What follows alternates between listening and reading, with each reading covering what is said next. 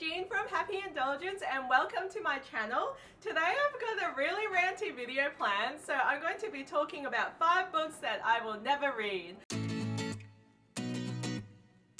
A lot of these books I picked out because they're problematic, either because of the author or because of the book content. So it probably isn't a surprise to you guys why I'm featuring them in this video. And as always, I might pick out a book that you really enjoy or a book that's one of your favorites. So just a disclaimer that this is just my personal opinion and I don't take anything against you guys personally if you do enjoy it, and I hope you can do the same for me as well. So let's begin. So the first book I'm going to cover is Black Witch by Laurie Forest. This probably isn't a surprise to you guys, but basically it's a really problematic book that a lot of reviewers have picked out as being, you know, racist, ableist, homophobic, sexist, xenophobia. Should I keep going? The book is about this girl who's from a pure society, and then when she goes out of the society, she basically just looks at everyone as being beneath her because they either are different creatures, or they either have different skin, or they either have different beliefs.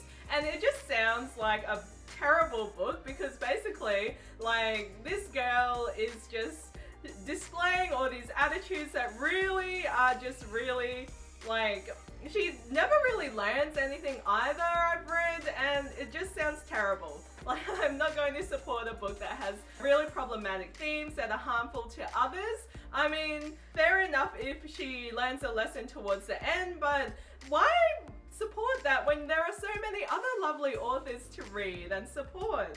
Oh, so the next one is a good one. So the next one is Gone by Michael Grant, or basically any book by Michael Grant, because this guy is a piece of work. Like, I actually did not know how problematic he was until I went to a session that he was a part of at the Sydney Writers Festival, and he was a piece of work. So he's a white male author that basically says that adults shouldn't be reading YA, and YA is for kids, and YA is for teens, and he also criticized, you know, people who write in first person perspective and said it was juvenile.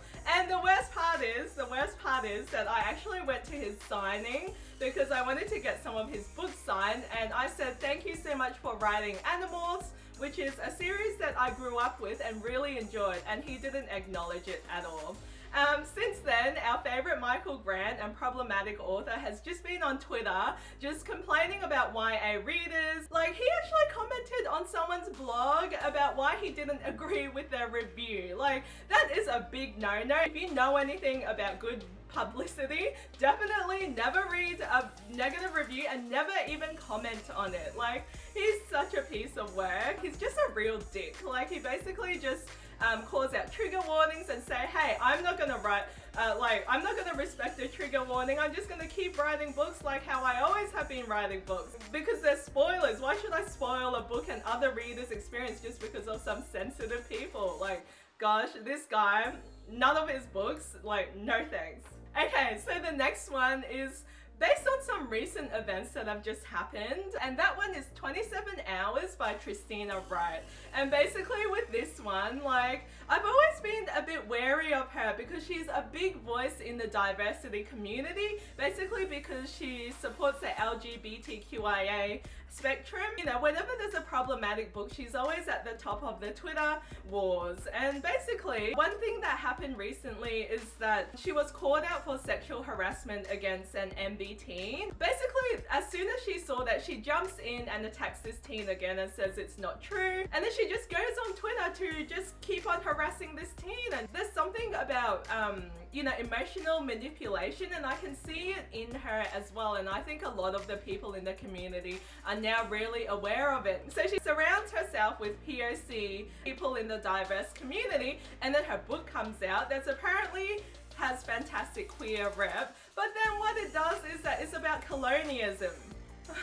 Like, how does that even make sense? If that were your thoughts to begin with and you weren't going to write it in a respectful manner that respected the, you know, chimeras on the planet, and you're just going to go in and attack it, why not give them a point of view? Like, seriously, this author is just problematic all the way across. And you know, when you're accused of something, at least acknowledge it, and at least acknowledge the hurt that you've given other people. And like, apparently she just wrote an apology on her blog, but it basically went denied every single accusation and apologized for nothing. So yeah, like whatever. So on the same vein, I've got 13 Reasons Why by Jay Asher, and obviously everyone who has been in the bookish community lately will be aware of the sexual harassment allegations against this author.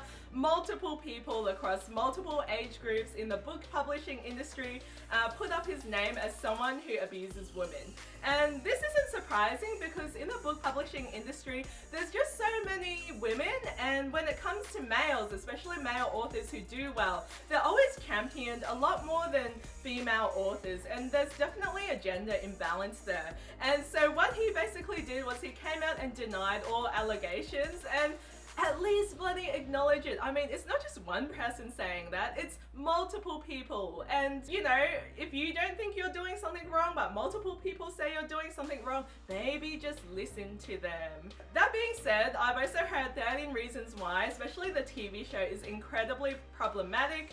Basically, it's about a girl who, trigger warning, commits suicide, and then she leaves a tape for her abuser and her harasser to acknowledge why she did it in the first place. Oh my gosh, like, can you be that self-centered? Basically, just spoiler warning. If you don't want the spoiler for the book or the TV series, just click away now or skip ahead 10 seconds. So I'll just let you guys do that.